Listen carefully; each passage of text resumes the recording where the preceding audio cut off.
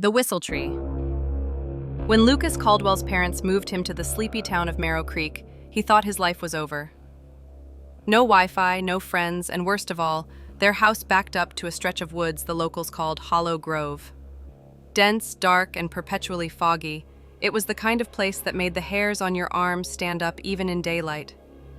At its center stood a single gnarled oak tree, massive and blackened with age. Locals simply called it the Whistle Tree.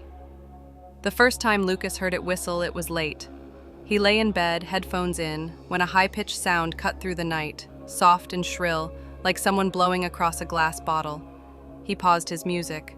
The sound came again, 3 short whistles. He looked at the window. Fog pressed against the glass from the woods beyond.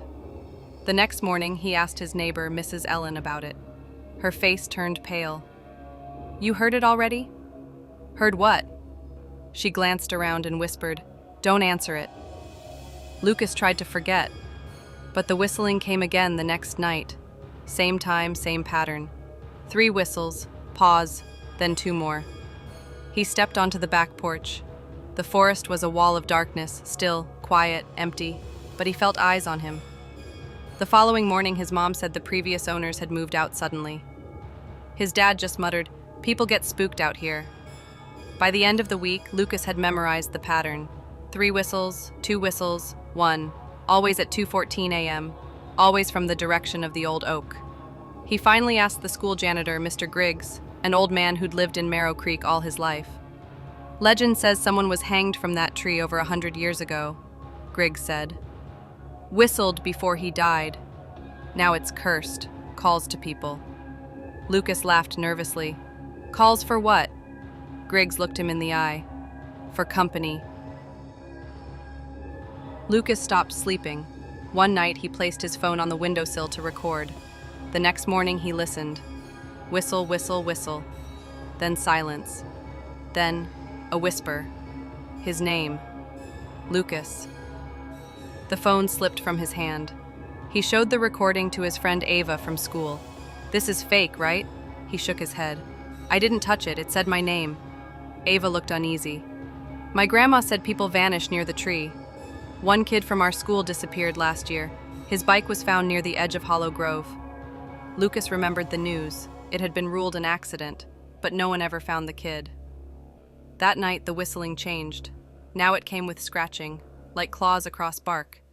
Lucas closed his curtains, turned his lights on, and played music to drown it out. But beneath it all, the whistles kept going. And now, something else echoed with them. Breathing. On Friday, he saw footprints in the dew outside his window. Small, bare, human. They led from the woods to his bedroom wall. Lucas tried to show his parents, but the sun had dried them by then. "No more horror podcasts," his mom said. "You're just scaring yourself." That night, the whistling came closer. He swore it was just outside the window. And this time, the whistle mimicked his voice. Lucas knew what he had to do. He waited until 2:13 a.m., heart pounding, and slipped outside. Fog curled around his feet like smoke. The air was heavy, silent. Then, the whistle came again. He followed it, past the fence, into Hollow Grove. The trees swallowed him in shadow. His phone's flashlight flickered and died. Ahead he saw it, the Whistle Tree, twisted, enormous.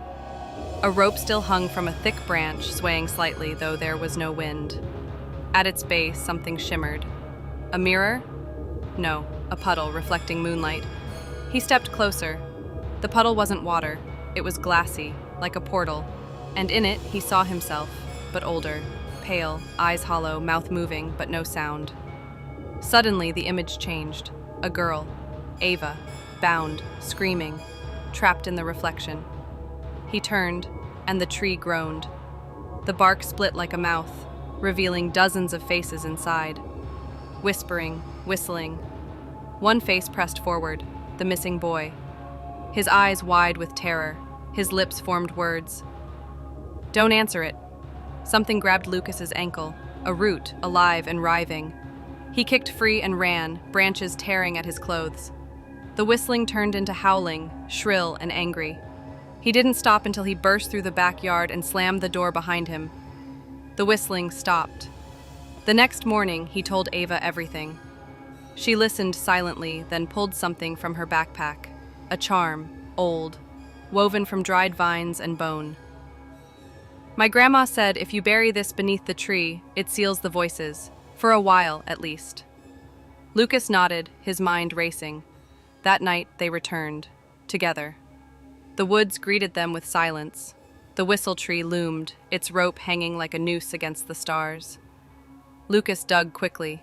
Ava kept watch. They buried the charm, whispered the old words her grandmother had taught her. The tree shook violently, bark cracking, voices wailing, faces melting back into wood. Then, silence. Real silence. Weeks passed. The whistling stopped. Lucas slept through the night, but sometimes, when the wind picked up and the trees swayed, he thought he heard something again. Soft, shrill, distant, just the wind. Right?